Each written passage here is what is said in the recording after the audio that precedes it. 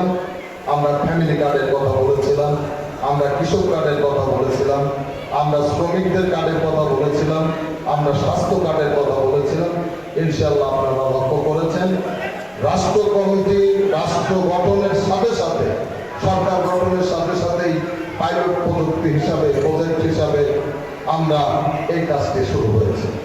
আগামী এই যে জুন মাস চলছে বাজেট অধিবেশন, এখন সংসদে বাজেট অধিবেশন থেকে এবারের বাজেটে এই ব্যাপারে বরাদ্দ হবে। আমরা আশা করি আগামী এই বছরের শুরুতে, আগামী অক্টোবর নভেম্বরের দিকে এই প্রকল্পে পুষ্টিহীনতার আওতার মধ্যে আসবে। আমল না করে সিল মারার বেহেস্তের সন্ধান দিল কেউ কেউ, আমরা লাভ দিতে ঝাঁপিয়ে পড়ে সিল মারার বেহেস্তে চলে গেলাম। এতে যে কত ক্ষতি হয়েছে কুষ্টিয়া আপনারা কল্পনাও করতে পারবেন না।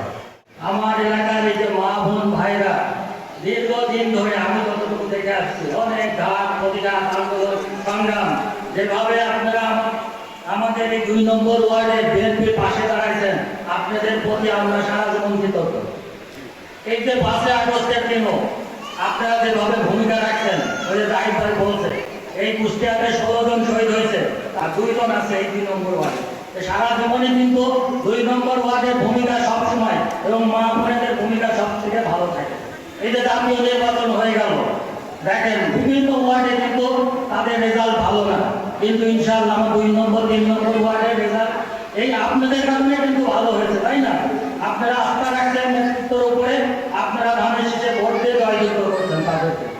আপনাদের কাছে একটা কথাই আমি বলবো, দেখেন আপনারা জিতাইছেন ঠিকই, কিন্তু আমরা তো এমপি আমরা বানাইতে পারিনি, কি বলেন? আজকে যদি এমপি আমরা বানাইতে পারতাম, তাহলে দেখেন একটা এমপির হাতে কিন্তু অনেক ধরনের ক্ষমতা থাকে। এই দেখেন যে আপনারা আমার কাছে নানা ধরনের বিভিন্ন ধরনের চাকরি বলেন, সাহায্যের জন্য যান। আমি তো একটা ক্ষুদ্র মানুষ, কতটুকু ব্যক্তিগতভাবে করতে পারি, কিন্তু যদি আমরা এমপিকে জিতাইতে পারতাম, তাহলে এই যে আপনাদের অনেক সন্তান আছে, লেখাপড়া করছে, চাকরি, এইগুলো কিন্তু আমরা ব্যবস্থা করতে পারতাম এমপিকে দিয়ে। কিন্তু যাই হোক, আমাদের দুর্ভাগ্য যে আমরা আমাদের এমপিকে জিতাইতে পারি।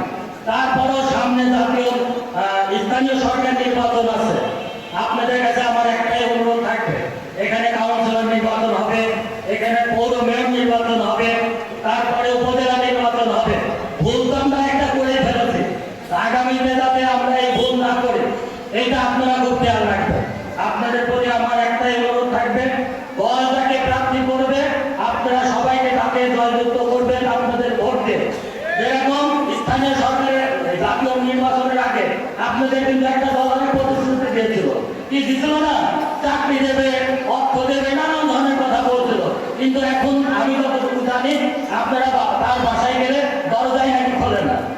কিন্তু আমরা তো এলাকার সন্তান, আমাদের 24 ঘন্টা কিন্তু আপনারা পান, অফিসেও যেতে পারছেন, বাড়িও যেতে পারছেন। এই এলাকার সন্তানরা তো আছে আপনাদের, এদের সকল ভাই আছে, পারভেজ আছে, জনি আছে, এখানে যে শাওনরা আছে, আমরা আছি, পিকু আছে, কামাল আছে। আপনাদের যে কোনো সমস্যার সরাসরি আমাদেরকে পাবেন, কিন্তু বাকি তাদেরকে কিন্তু পাবেন না। এই জন্য অনুরোধ থাকবে আপনাদের কাছে, আপনাদের যে নির্বাচনটা আছে আপনারা খুব চিন্তা করে এটা